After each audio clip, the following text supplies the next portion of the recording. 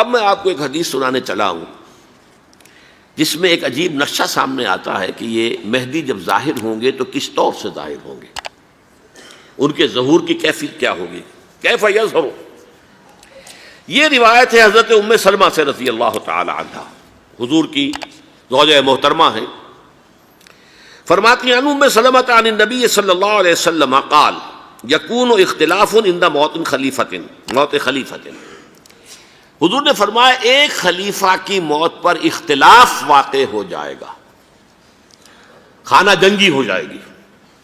فَيَخْرُجُ رَجُلٌ مِّنْ أَهْلِ الْمَدِينَةِ حَارِبًا إِلَىٰ مکہ، پھر مدینے کے لوگوں میں سے ایک شخص نکلے گا، بھاگے گا اور جا کر پناہ لے گا اور چھپ جائے گا مکے میں۔ فَيَأْتِيهِ نَاسٌ مِّنْ أَهْلِ مکہ، پھر اس کے پاس آئیں گے اہل مکہ، مکہ کے لوگ، فَيُخْرِجُونَهُ، اور اسے نکالیں گے، جہاں وہ چھپے ہوئے ہوں گے وہاں سے نکالیں گے۔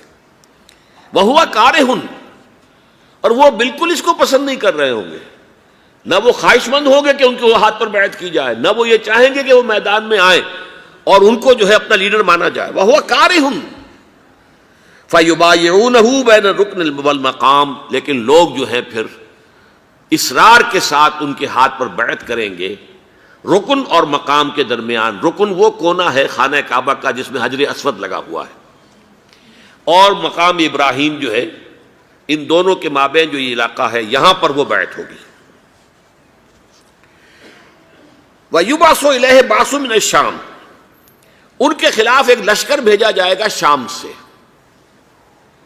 نہیں کہا جا سکتا کہ باسی حکومت اس وقت کی جو ہے اس کی طرف سے کوئی مسئلہ اس طرح کا اٹھ کھڑا ہو، اس لیے کہ ابھی تو بہرحال باسی حکومت وہاں ہے۔ فَيُخْسَفُ بِهِمُ بِالْبَيْضَاءِ بَيْنَ مَکَّہ وَالْمَدِینَہ، لیکن اللہ تعالیٰ اس لشکر کو مکے اور مدینے کے درمیان وادی بیضاء میں دھسا دے گا، زمین کے اندر پورے کے پورے لشکر کو۔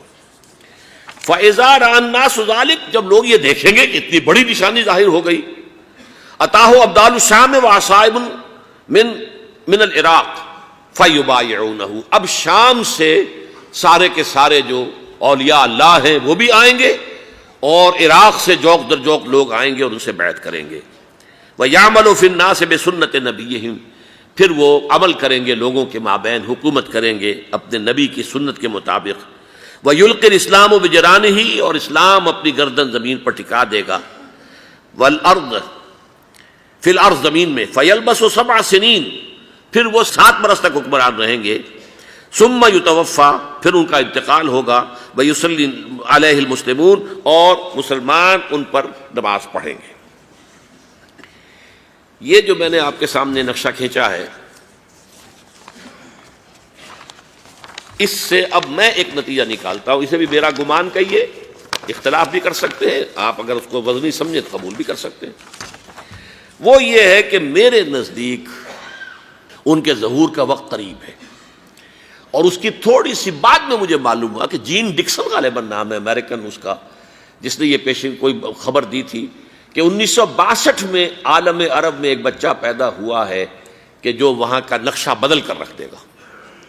یہ جین ڈکسن کی غالباً پیشن گوئی ہے۔ بہرحال مجھے اس کی پیشن گوئی سے کوئی دلچسپی نہیں ہے، میں تو جو احوال دیکھ رہا ہوں، یعنی اسرائیل کا قائم ہو جانا، اور اس کے بعد اب یروشلم کا مسلمانوں کے ہاتھوں سے نکل جانا، اور اب گویا کہ وہ الملحمۃ العظمیٰ جو ہے تلی کھڑی ہے، کسی بھی وقت جو ہے یہ جو ہے وہ لاوا پھٹ سکتا ہے، آتش فشاں پھٹ سکتا ہے۔ تو یہ تمام حالات ایسے ہیں کہ جن کی وجہ سے میں سمجھتا ہوں کہ ایک تو جو قرآن مجید کے اشارات میں نے آپ کو بتائے، 14 صدیاں، 14 دن میں چاند کا پورا ہونا، والقمر اذا اتسق، 14 دن میں 14ویں کا چاند۔ اسی طرح اب یہ 14 صدیوں کے بعد یہ صدی جو 15ویں صدی ہے، یہ در حقیقت ظہور امام مہدی کی صدی ہے۔